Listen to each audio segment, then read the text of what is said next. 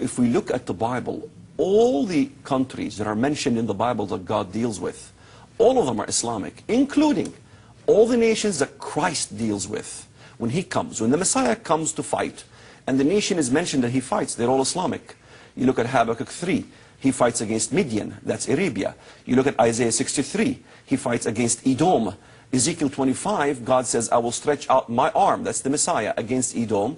But then where does the European Union, that everyone thinks that's the end-time player, where do they fit in? Nowhere.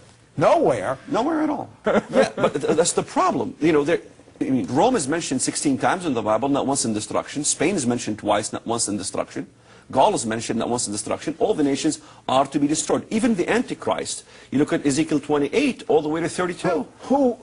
I've often wondered this, and I've got to ask a scholar in end-time prophecy that has his paradigm right, this question.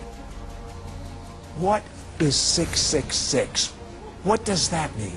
Well, there's several flavors in Revelation chapter 13. It talks about the mark or the name or the number of his name. Now, if you look at the name itself, it doesn't mean a name of a person, because we look at the biblical usage of the word name. Then we can understand what the Bible is saying, because in a biblical usage of name, I'll give you an example. His name shall be called Emmanuel, which is God with us. But Jesus' name is not Emmanuel, he's not Mexican. His name is Yeshua. So a name is a description, it's a title, it's a creed. So they will have a creed of the beast, which is a blasphemous creed, by the way, and it's put on a karagma. It's on a karagma, badge of servitude, regular badge that could be on cloth, has a blasphemous creed that is positioned on the foreheads of the followers of the Antichrist.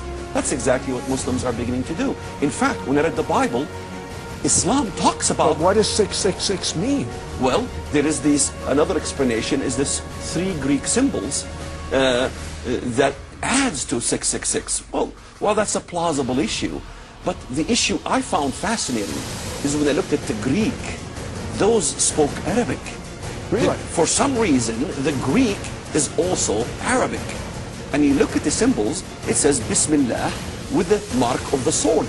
That's the mark of Islam. Bismillah means in the name of Allah. And in the name of Allah? Absolutely. That's what that means in 666 in Arabic? Absolutely. In Arabic it means in the name of Allah. No one so far would ever refute that's what it says in the Arabic language. Allah. No one so far would ever refute that's what it says in the Arabic language.